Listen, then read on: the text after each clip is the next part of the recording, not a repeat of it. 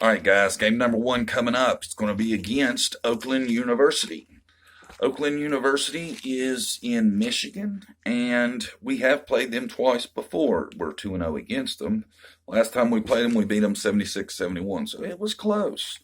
Uh, they have played two games so far, and they're 1-1 in those two games. Their first game they played, they lost 74-69 to Eastern Michigan. The second game, they won 91-81 over Division II Lake Superior State. So that's a 10-point win over a Division II opponent. Not superly impressed, and not superly impressed that they actually got beat by Eastern Michigan.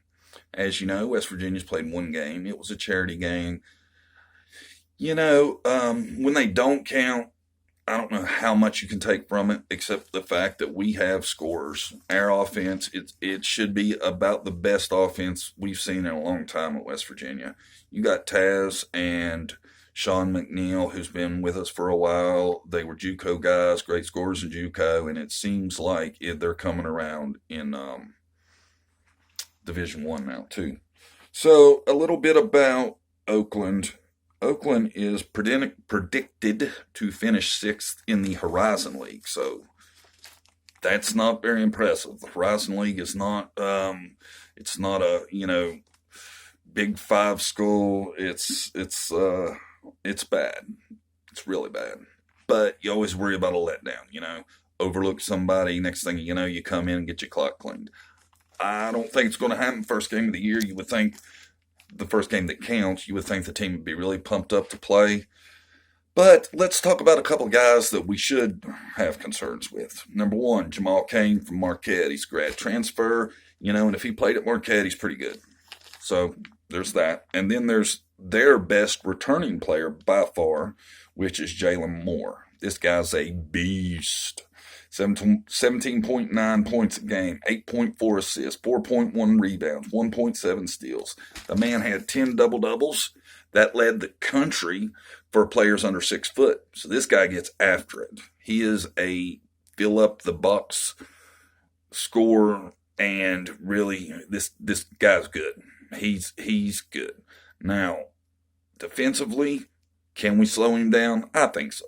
We got some decent. We're not. If you listen to Hugs, we're the worst defense that's ever played. But, we've got some guys. We got Gabe. Gabe can cover a lot of ground. He's an excellent on-ball defender, I think. And let's hope Gabe's offense come around a little bit. That'd be huge for us this year. Huge. Because we know Gabe can do it all. Steals, blocks, hustle plays. He's really good. And I think, in my opinion, he's a pretty good passer for a big man. But that's who we're playing, Oakland. And, I don't see any reason we shouldn't win this game. One thing about Oakland, though, last year they did something really impressive.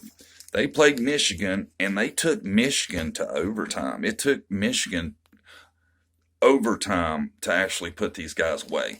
If there's anything that makes you worry about these guys a little bit, that would be it. We know Michigan was great last year. They took them to overtime. So, these guys can play. Definitely can. Sixth in the Horizon League. But, there's always going to be things that stick out, either good or bad, about teams. They did out-rebound their opponent last night by 15, 16 rebounds. That could be a worry for us. We don't know. We'll see.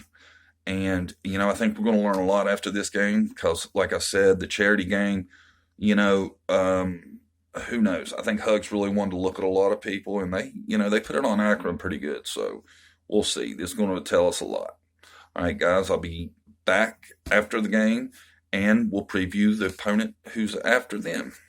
Thanks.